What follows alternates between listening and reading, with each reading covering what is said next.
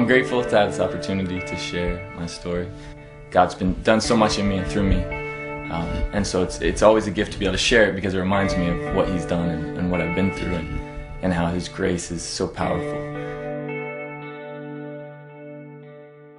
Looking back as a kid, I didn't know anything like the Trinity. I didn't know about the Eucharist. I didn't know about the sacraments. I just knew that God loved me, which was great to know, but I didn't necessarily have the rest filled in.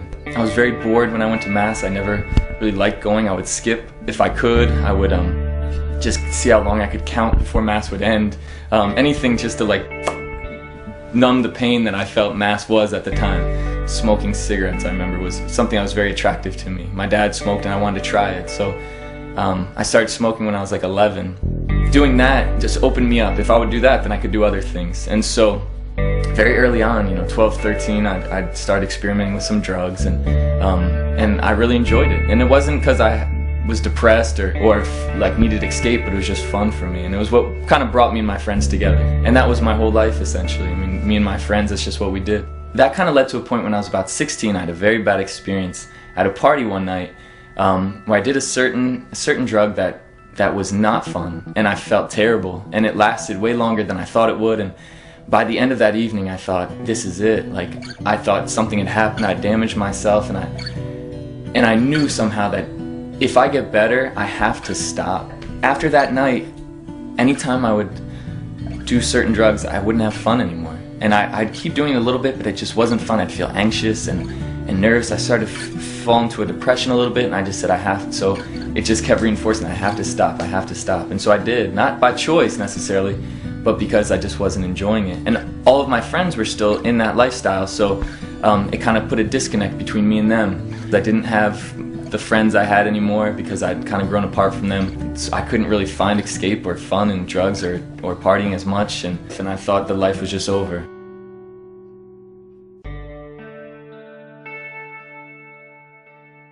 But there was a little voice in the back of my head that said, yeah, but if it did end now, what would happen? What if you met God and you could see that your life, you could have done something, or that God had a plan for you, or that life wasn't as bad as you thought? And that nagged me, and it kept me from sinking too far into a depression. I found myself searching then. I'd pray, actually, because I felt so much pain that it would force me to pray. And I would just ask God for help, essentially, just to live my life. And I read the New Testament for the first time. I read the Gospel of Matthew, I remember, and Jesus' words just hit me. It just hit me like darts, and my heart would just be filled. It would burn when I'd read some of His words. I could see truth now, and I could see, wow, I am loved, and I was living such a selfish life, and all of my depression was rooted so much in selfishness.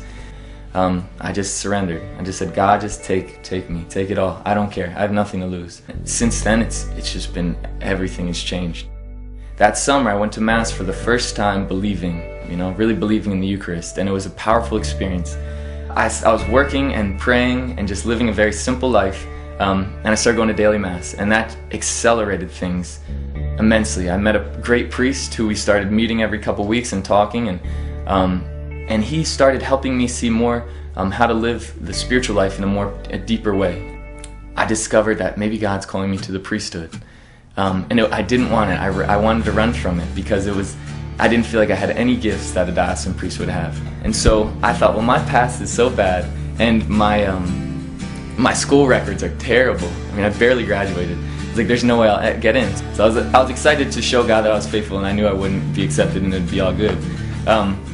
But as I started the application process, it would go so smoothly, and I'd have a great experience meeting with the vocation director and these different priests, and we'd get along real well. And I said, well, I have to take my SATs. I never took my SATs, and this is back when they were out of 1600. And I remember I took my SATs, studied for maybe 2 weeks, and this is after doing no work in high school, literally.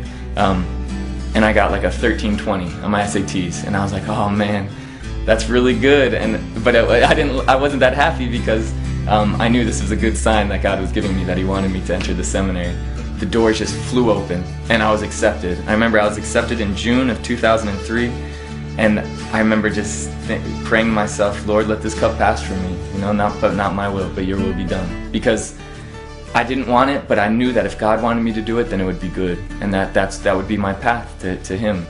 But one of the coolest things is just the fraternity and being with a group of men from all over and from such like normal backgrounds, some very, you know, exalted backgrounds, some very lowly background, but just normal guys who in the world's eyes would just be like any other person, nothing special about us, but that we're all bound by a love for Christ. It's been 7 years now, and I noticed that all of those things I thought I didn't have, God would supply. And one of the greatest lines I read in Scripture that spoke directly to me, was St. Paul saying, I begged the Lord to take this thorn from my flesh, this weakness from me. And the Lord told me, my grace is sufficient for you, and your weakness is my strength. And I realized that if God's calling me to this, then even in my weaknesses I can glory, because He'll be doing it. And since then I've seen that so many things that I thought I couldn't do, I've been able to do, and that He's been so faithful, and that God willing in June I'll be ordained a priest.